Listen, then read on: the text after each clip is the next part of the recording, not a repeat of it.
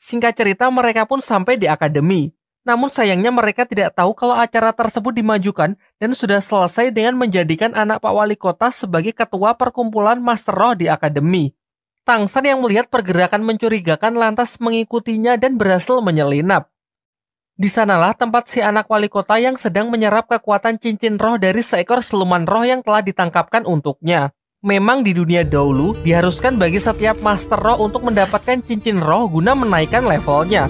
Cincin roh sendiri didapat dari hasil membunuh seekor siluman roh. Meskipun anak wali kota itu bisa dikatakan curang karena ia tidak berburu siluman roh sendiri.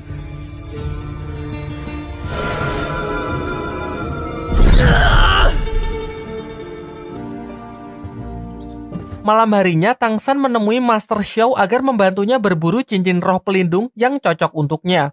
Singkatnya, Master Xiao bersedia untuk membantu. Ia kemudian mengeluarkan roh pelindungnya yang ia panggil Lao Shipao yang berwujud anjing berhidung babi untuk ditukarkan dengan tiket masuk hutan berburu. Diketahui bahwa hutan berburu merupakan tempat tinggal dari banyak siluman roh. Di perjalanan, Master Xiao mengatakan kalau transaksi ini hanyalah sebuah trik, karena roh pelindungnya pasti akan kembali tak peduli dimanapun ia ditinggalkan. Singkat ceritanya lagi, mereka pun diperbolehkan masuk setelah menunjukkan tiket mereka kepada para petugas yang berjaga di depan gerbang. Terlihat juga Tangsan membawa gerobak berisi banyak lobak yang Master Xiao katakan akan berguna di dalam hutan.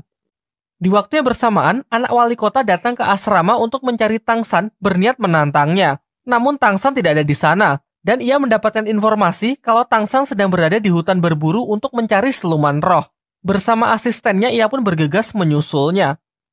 Kembali ke hutan berburu, saat sedang beristirahat, mereka sudah disambut oleh serangan siluman roh yang berwujud serigala hitam. Master Xiao lalu membunuhnya dan menjelaskan bahwa warna dari setiap cincin roh menunjukkan usia dari siluman roh tersebut, di mana umur puluhan tahun berwarna putih, ratusan tahun berwarna kuning, ribuan tahun berwarna ungu, puluhan ribu tahun berwarna hitam, dan ratusan ribu tahun berwarna merah. Semakin tua usia siluman roh, maka semakin kuat pula kekuatan dari roh cincin pelindungnya. Namun ada batasan tertentu seseorang bisa menyerap kekuatan dari cincin roh. Maksudnya, jika seseorang menyerap cincin roh di luar batas kemampuan tubuhnya, maka tubuhnya akan hancur. Sementara itu, anak wali kota beserta rombongannya juga sudah sampai di hutan berburu menggunakan tanda bangsawannya yang membuat ia bisa masuk keluar sesuka hatinya. Kembali ke hutan berburu, saat sedang beristirahat, mereka dikejutkan dengan kemunculan Xiao Wu yang sedari awal bersembunyi di gerobak Tangsan. Di tengah obrolan mereka, serigala hitam yang sebelumnya dikalahkan kembali datang dengan jumlah yang cukup banyak untuk menyerang mereka. Xiao Wu pun kemudian mengajak Tangsan lari dan sengaja berpisah dengan Master Xiao karena ia curiga kalau Master Xiao hanya memanfaatkan Tangsan sebagai bahan penelitiannya tentang teori cincin roh. Sementara itu, anak wali kota beserta rombongannya juga sudah sampai di hutan berburu. Di sana ia pun berhasil menemukan Tangsan dan Xiao Wu yang sudah terpisah dari Master Xiao. Si anak wali kota yang sangat membenci Tangsan karena selalu mempermalukannya di depan umum mengancam akan membunuhnya. Namun ia memberinya pilihan. Jika Tangsan menyerahkan Xiao Wu dan bersedia menjadi bawahannya, maka ia akan memaafkannya dan melupakan semua yang telah terjadi. Pilihan Tangsan pun sudah jelas. Ia pun melakukan perlawanan meskipun kalah dari segi jumlah. Tiba-tiba di tengah kericuhan mereka, Lao Xingpao, roh pelindung milik Master Xiao, muncul dari semak-semak yang diikuti roh siluman ular yang diperkirakan berusia ratusan tahun.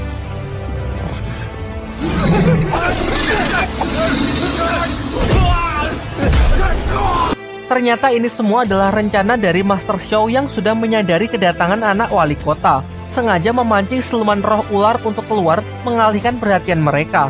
Karena merasa takut, anak wali kota pun bersama pasukannya terpaksa mundur dari amukan roh siluman ular tersebut. Siluman ular itu kemudian mengamuk, mengejar Tangsan dan melukai Master Xiao, sampai akhirnya ketiganya pun bekerja sama untuk melumpuhkan siluman tersebut.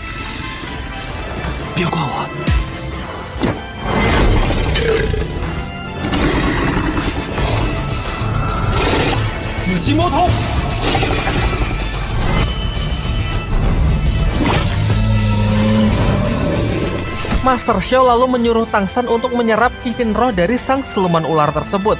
Karena berdasarkan teorinya, tubuh Tangsan cukup mampu untuk menampung kekuatan siluman roh berumur 400 tahun. Namun Xiao Wu melarangnya, karena terbukti sudah tujuan Master Xiao yang sebenarnya hanya ingin menguji kebenaran dari teorinya. Terjadilah dilema singkat di dalam diri Tang San. Xiao yang melarang khawatir kalau teori tersebut salah, maka tubuh Tang San akan langsung hancur. Sementara di sisi lain, pasukan anak Pak Wali Kota akan segera datang untuk melanjutkan niatnya menghabisi mereka. Dan benar saja, tak lama setelah itu rombongan anak wali kota sudah datang menyusul mereka. Hingga akhirnya Tang San memutuskan percaya kepada Master Xiao untuk menyerap cincin roh tersebut dan menerima seluruh resikonya. Akhirnya, Tang San memutuskan percaya kepada Master Xiao untuk menyerap cincin roh tersebut dan menerima seluruh resikonya. Sementara itu, rombongan anak wali kota sudah datang menyusul untuk menghabisi mereka. Keadaan pun semakin memburuk karena efek samping dari penyerapan tersebut sangatlah menyakitkan sehingga Tang San tidak memungkinkan untuk bertarung. Beruntung Master Xiao masih mempunyai sisa tenaga untuk mengeluarkan senjata rahasianya yang berupa gas beracun dari roh pelindungnya sehingga memberikan kesempatan bagi Tang San dan Xiao untuk melarikan diri. Dibawalah Master Xiao ke akademi oleh anak wali kota sebagai sandera yang diancam akan dibunuh jika Tang San tak juga muncul. Sedangkan Tang San sendiri masih bersama Xiao di hutan berburu untuk menyempurnakan penyerapan cincin roh silumannya.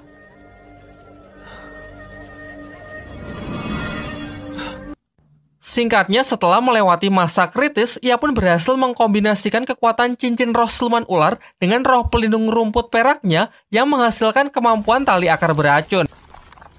Sementara tanpa sepengetahuan dari Tang San, Xiao juga berhasil mendapatkan cincin roh silumannya dari segerombolan serigala hitam yang berhasil ia jinakkan. Setelah kembali ke akademi, Tang San mendapatkan informasi dari Hua Sheng kalau anak Pak Wali Kota menyekap Master Xiao di belakang gedung akademi. Tanpa pikir panjang, ia pun bersama Xiao segera pergi untuk menyelamatkannya.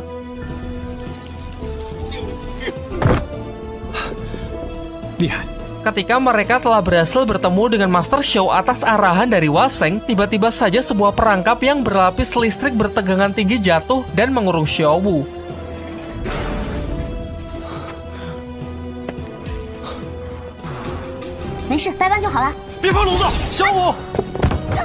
Ternyata ini adalah sebuah perangkap yang sudah disiapkan oleh anak si wali kota.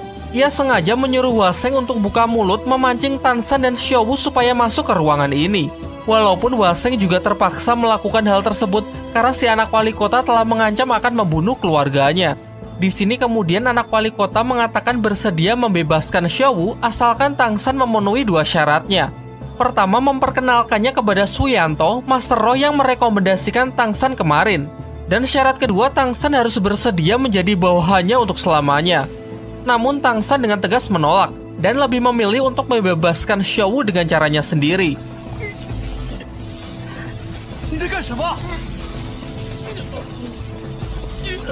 Ternyata ia nekat menghancurkan kurungan listrik tersebut menggunakan roh pelindung rumputnya. Meskipun dikatakan mustahil, nyatanya ia berhasil membukanya.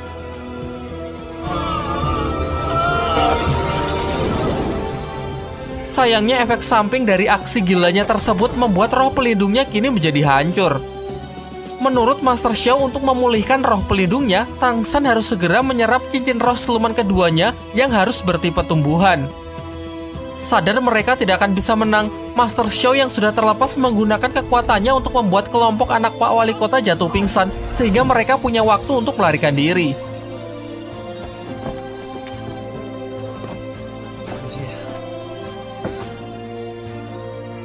Tak lama setelah itu, efek gas tersebut perlahan mulai hilang.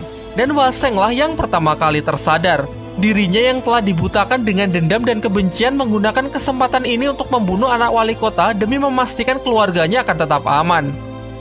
Saat bala bantuan sudah datang, tidak ada satupun saksi mata yang melihat pembunuh dari anak wali kota. Asistennya yang baru tersadar menduga kuat kalau Tang San lah pelakunya. Sementara itu, Tang San, Xiao, dan Master Xiao pergi ke desanya Tang San untuk mencari tempat yang aman. Di sana mereka bertemu dengan ayahnya Tang San yang ternyata diam-diam selalu mengikuti mereka sehingga ia tahu kronologi yang sebenarnya. Lantas ia segera menyuruh Xiao dan putranya tersebut untuk segera melarikan diri karena ia tahu bahwa pemerintah tidak akan mengampuni mereka. Tang San dan Xiao kemudian bertemu dengan kepala desa. Sang kepala desa memberitahukan kalau mereka kini sedang diburu oleh pihak pemerintah karena dituduh telah membunuh anak wali kota. Tang San yang merasa tak bersalah memutuskan untuk menyerahkan dirinya agar masalah ini cepat selesai. Namun utusan dari wali kota mengatakan kalau nyawa 2 orang saja belum cukup untuk membayar kematian dari si anak wali kota. Lantas ia ingin membunuh seluruh keluarga Tang San beserta penduduk desa ini. Dari sini terungkap juga identitas ayah Tang San yang sebenarnya, orang yang sangat berpengaruh di dunia dahulu. Namun karena suatu alasan ia memilih untuk mengasingkan diri dan memutuskan membesarkan putranya di desa terpencil ini. Sementara itu, ayah Tang San yang tahu kalau roh pelindung putranya sudah hancur, membuka sebuah segel di bawah rumah yang di sana tersimpan siluman roh bertipe tumbuhan peninggalan dari ibu Tang San. Kemudian ia mempercayakan masalah ini kepada Master Xiao, sedangkan dirinya sendiri akan pergi ke kota untuk menyelesaikan akar dari permasalahan. Selepas itu, Master Xiao segera kembali untuk membangkitkan roh siluman rotan yang tadi sudah dibuka segelnya oleh ayah Tang San. Ia berencana memanfaatkan amukan dari siluman tersebut untuk mengalihkan perhatian dari pasukan utusan wali kota.